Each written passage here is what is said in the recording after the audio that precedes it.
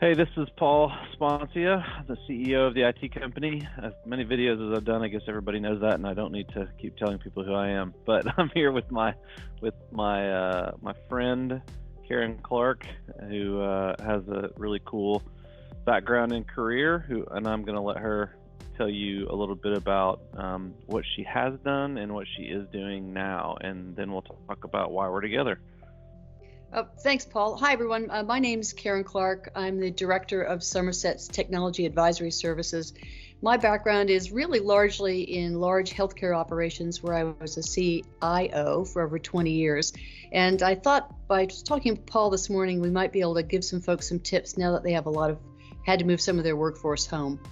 So what do you think, kind of wrapping up, the Tennessee, the order was extended to the end of April. Who knows what's going to happen? I think even my assessment is it's going to be really, I think, fascinating to watch as people kind of figure out, well, I mean, do we all go back to the office or do a third of us go to the office? What do we do? So when we finally get back to whatever normal is, whatever that means for us, right. What do you think is going to what do you think happens? What do you think is going to be, what is this going to look like? Well, I think all the toothpaste isn't going to go back in the tube.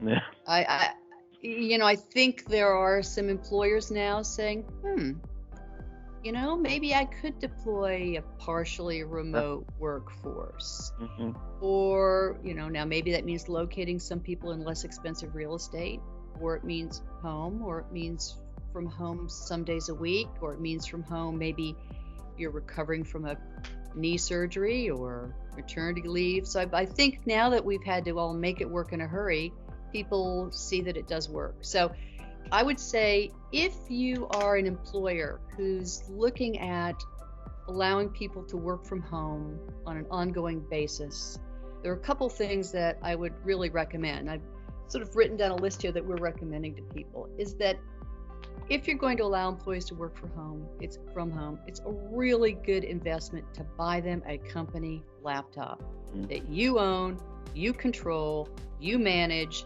and you can make sure that you know what goes on in that laptop, and instruct them that this is not the family laptop. This is the work laptop. I'd say that's the number one.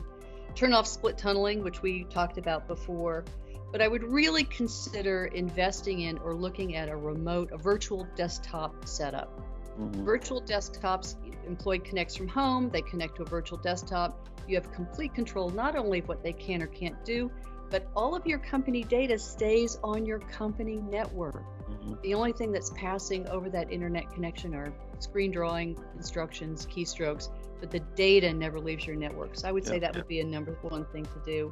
I would say to be sure that if it is your course company managed laptop, enable Windows Sync.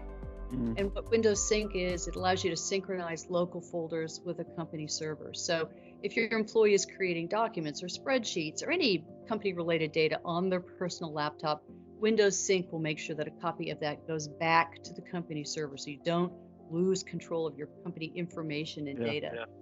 And then the other thing I would do is set a policy of having folks log into the VPN at night and stay logged in. This will allow things like Windows Sync to run, but then you instruct your IT team at night over the VPN when traffic is low, push out patches, updates, virus signatures, anything you need to patch to maintain and keep that laptop as secure and controlled as possible. A lot of patches require reboot to be enabled, so you have their folks push out patches and updates, institute an automatic reboot. By the time your user comes in the next morning and logs in, he or she has got a laptop that's completely up to date, fully synced back to the network. Disk encryption goes without saying, of course. Yep. I hope it does.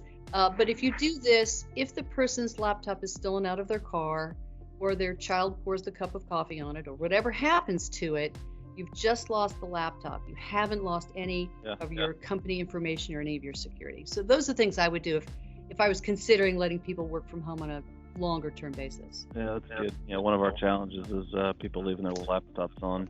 So, trying to get it updated when it's not on is an ongoing challenge that we have processes in place to address it, but it's still one of those things that's like kind of, you show somebody a report like, well, they haven't left their laptop on at night in 3 weeks, so we haven't been able to patch it. I think that comes back to policies and procedures. So you say to your employee, all right, Paul, we're going to allow you to work from home, but allowing you for work from home, we've got some requirements surrounding that, which is no personal use of the company laptop. I mean, if you want to go to Amazon and buy something, we don't care, but not letting your kids use it, agreeing to leave it on at night, all these kinds of things. That because being able to work from home for many people will be considered a privilege or a boon. And so I think you just tie your policies to that, make it a requirement.